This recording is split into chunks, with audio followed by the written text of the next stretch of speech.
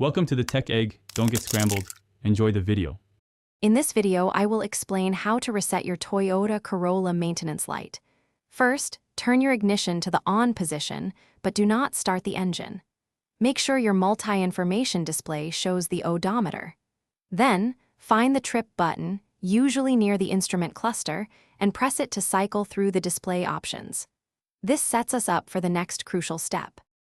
Now, continue pressing the trip button until Trip A is clearly visible on your display. Once you see Trip A, turn your ignition completely off. This is a critical pause before the next action. With the ignition off, press and hold the trip button firmly, then turn the ignition back to the on position while still holding the button. Keep holding the trip button for approximately 10 seconds. During this time, you will notice the maintenance light on your dashboard begin to flash. This flashing indicates the system is resetting. Continue holding until the light stops flashing and completely disappears from the display. Once it's gone, you can release the trip button and your maintenance light should be reset. If the maintenance light remains on after your first attempt, simply repeat the entire reset process from the beginning, paying close attention to each step.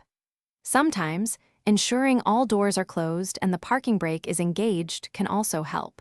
For more great deals and to check out those darn tough socks with a lifetime warranty, make sure to look at the links in the description below. Thanks for watching. Thanks for watching. Consider subscribing if I helped unscramble your problems.